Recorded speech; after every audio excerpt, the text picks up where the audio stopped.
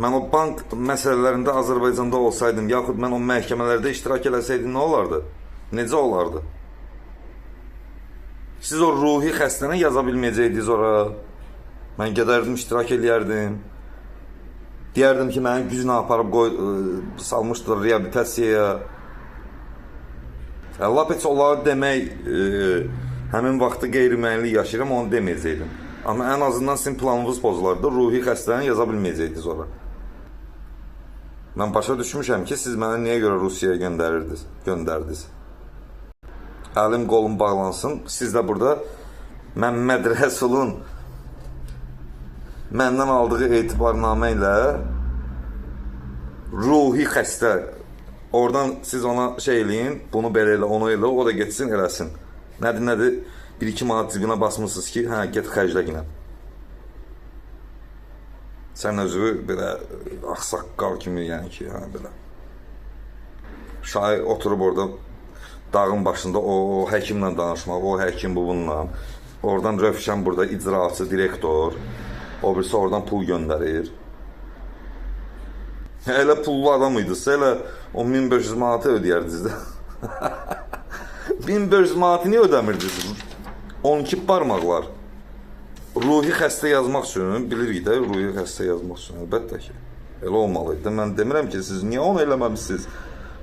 Sən kiməsə, mən nə istəyir dövlət şeyinə, ya o birisinə, mən heç kimə yalvarmıram. Mən həqiqəti danışıram. Mən kiməsə, kimdənsə nəsə ummuram.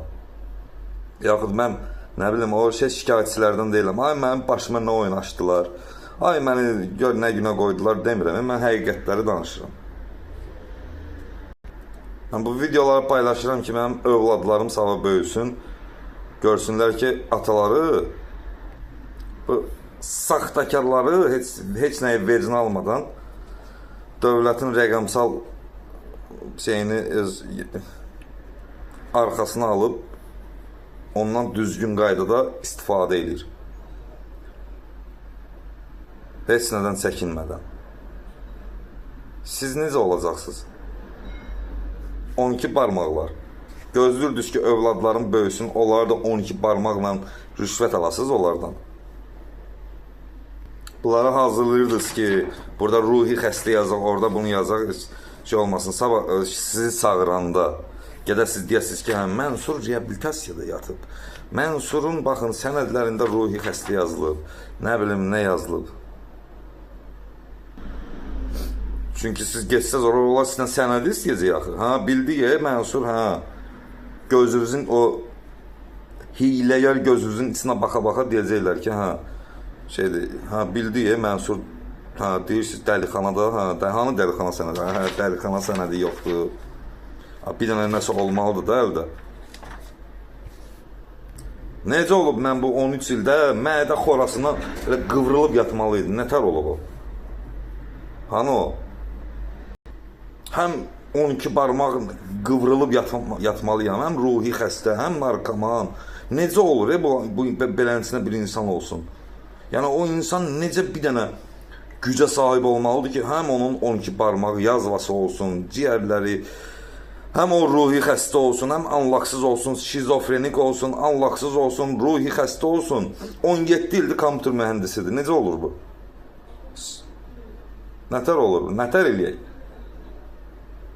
Bir qərara gəlin də, hansı? Məmməd Rəsul, Şaiq, Rövşən, o Astaradakı o rüşvətlə,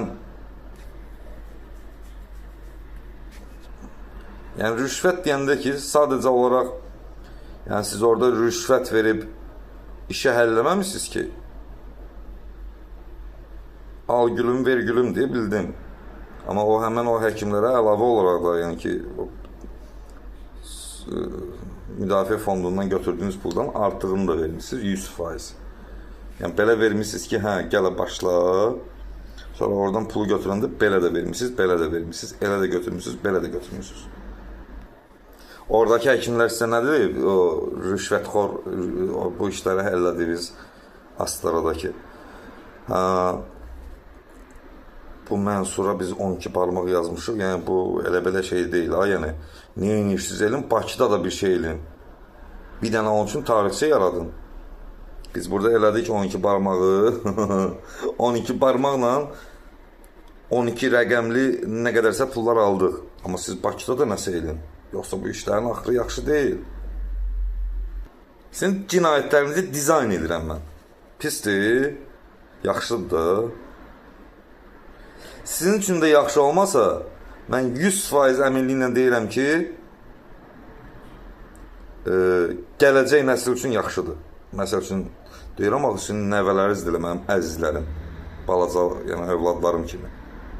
Onlar üçün yaxşıdır sizin kimi saxtakarların beləsinə bilinməyi. Dizayn edirəm sizi mən. İcraçı, revşən, namaz qılan, dindar, nur cəmaat, nə deyirdin sən?